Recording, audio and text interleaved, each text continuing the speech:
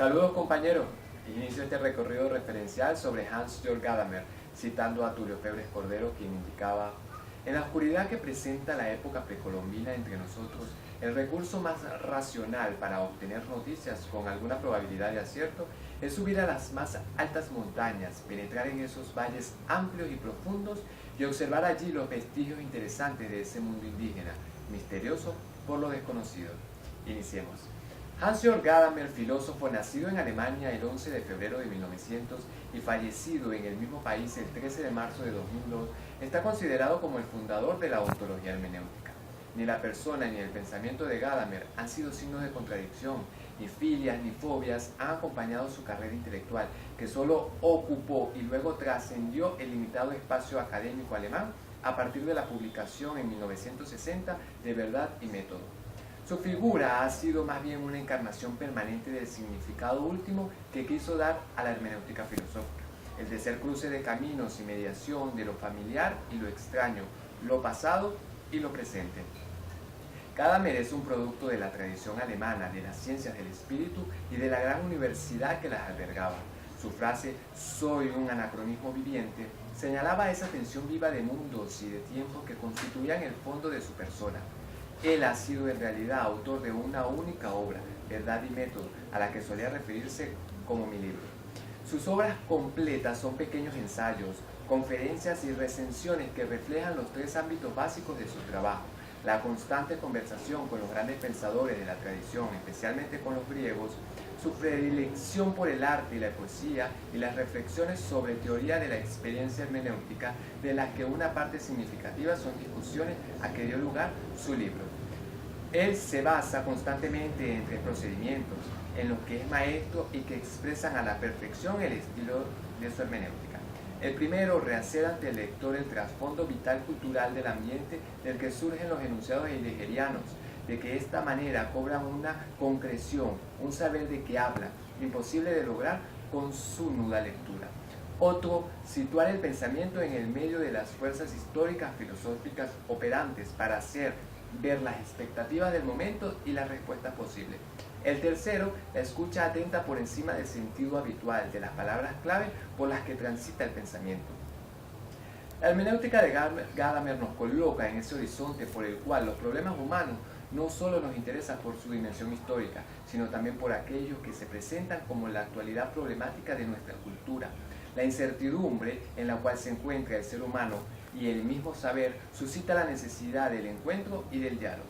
Ante la indigencia y la reducción que se ha hecho de las ciencias humanas por la adopción de unas miradas con pretensión de verdad cientificista, las ideas de Gadamer aparecen como otra forma de pensar del mundo, de lo humano, y como una manera dialógica de lo que comprendemos.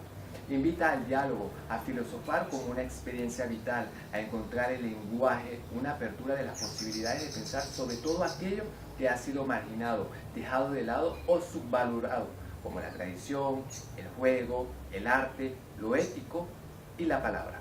La mirada gadameriana deviene dialógica, abierta, móvil, y nos hace conscientes de la multiplicidad de significaciones que tienen los conceptos a través de la historia y que por eso son problemáticos para el pensar filosófico. La hermenéutica de la facticidad y el concepto de pronesis aristotélico se constituyen en elementos centrales para pensar en una sabiduría práctica, en ese saber de aplicación que es la hermenéutica.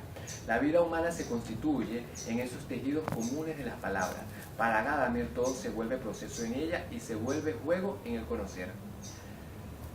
Por eso encuentra Gadamer en el arte, en el símbolo, en el mito, la mejor excusa para hacer su filosofía, que se torna diálogo, conversación y ética. Solo como posibilidad, apertura, virtualidad puede concebirse la hermenéutica de Gadamer. En ella es capturada la lingüisticidad humana, en la que otras formas de conocer y de comprender la verdad, como las del arte, desafían al duro corazón, el de la episteme.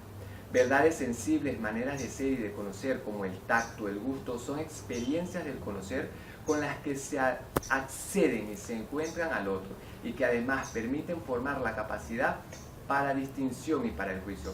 Formas de saber distintas, como el saber práctico. La fronesis son recuperadas para hacer de la experiencia humana de la verdad no solo el arte de encontrar argumentos, sino también el arte de la convivencia humana. Una de las figuras que recupera Gadamer de la tradición es la retórica, la que según él fue Vico el último en defenderla contra el imperio de la ciencia moderna.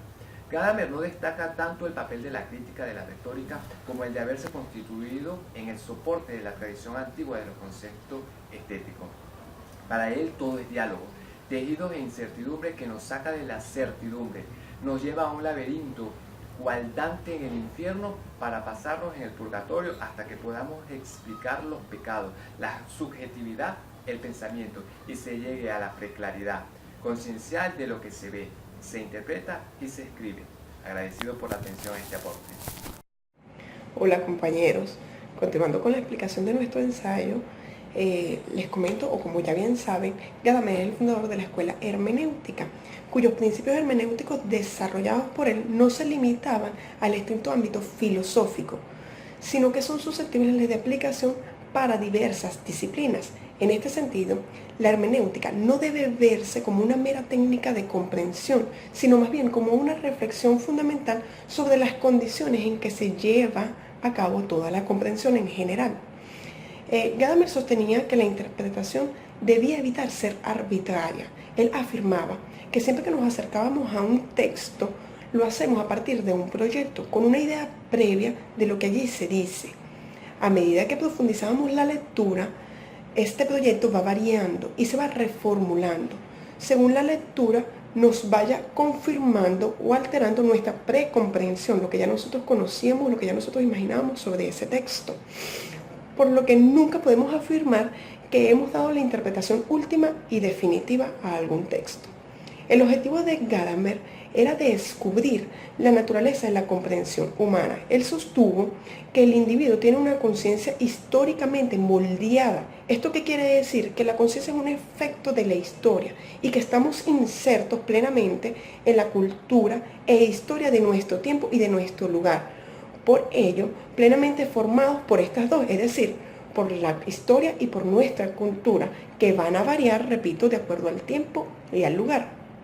Entonces, ahora bien, esta preestructura de anticipación del sentido de la comprensión es algo esencial en la hermenéutica, porque se puede comprender en la medida en que se establece una estructura de anticipación, un preconcepto como proyecto de una totalidad que permite dar sentido a las partes del todo. Para Gadamer, interpretar un texto no es entrar en la constitución psíquica del autor, sino que lo que se intenta hacer es trasladarnos hacia la perspectiva bajo la cual el otro, es decir, ese autor generó esa opinión. Esta precomprensión se realiza desde la realidad histórica del individuo, por lo que cada momento histórico los textos se producen de manera diferente y haciendo uso de la historia en ese momento. Es decir, o de esta manera, el verdadero sentido del texto está referido a dos cosas. Uno, al momento del autor, pero también en gran medida está sujeto a la situación histórica del lector. Es decir, va a variar por estas dos situaciones. ¿Qué quiere decir con esto? ¿O a dónde vamos con esto? Recordemos que el individuo está a menudo con una determinada historia que le confiere a su vez una manera de entender el mundo. Así se expresa su finitud o su grandeza, lo cual determina su horizonte. Por lo tanto, la comprensión se realiza en el momento en que el horizonte del intérprete, al relacionarse con el del autor, se ve ampliado y a la vez incorpora otro, formando así un nuevo horizonte. Y desde la hermenéutica, esto significa que la comprensión se da en un horizonte comprensivo, en el presente, que es la superación del horizonte histórico.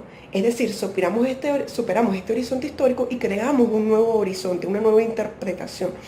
Esta precomprensión que teníamos se ve ampliada. Ahora bien, tanto la hermenéutica como la comprensión son caracterizadas como un móvil acontecer, como un horizonte en el cual y desde el cual habitamos, horizonte que constituye nuestro ser y que es anterior a cualquier conducta reflexiva o científica.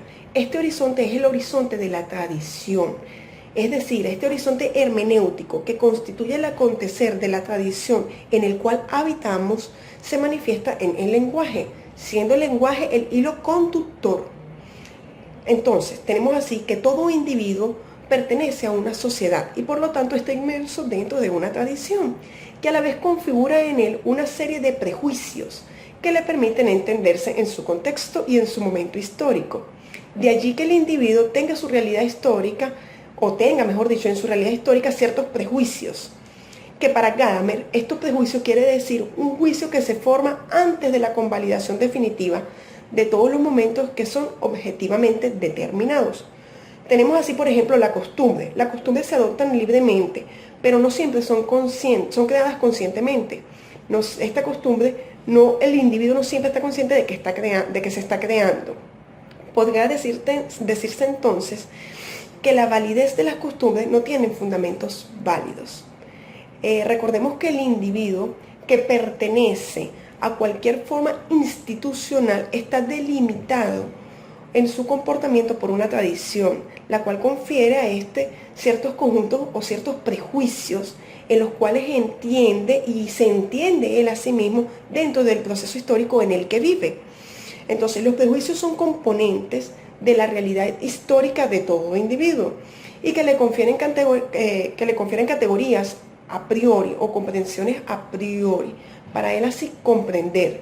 Es decir, tenemos prejuicios basados o determinados por nuestra historia, por nuestra realidad histórica, que se van a convertir en una precomprensión, nos van a permitir comprender a priori determinadas situaciones, lo cual está definido por la integración del pasado y del presente, que se expresa en muchas formas culturales y que son indesligables en el proceso histórico. De este modo, los prejuicios en el individuo son la realidad histórica de su ser. Los planteamientos de Gadamer muestran una forma distinta de concebir, de observar, de pensar y de interpretar el mundo, al ser desde lo humano dialógicamente lo que dice con su lenguaje y con sus gestos. Entonces, podemos sintetizar que la hermenéutica filosófica es una teoría de la experiencia humana del mundo, entendiendo la hermenéutica como la ciencia de la interpretación.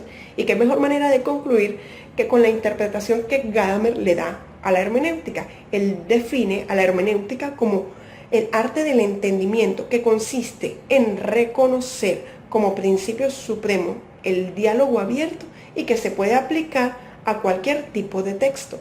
Muchísimas gracias a todos por su atención.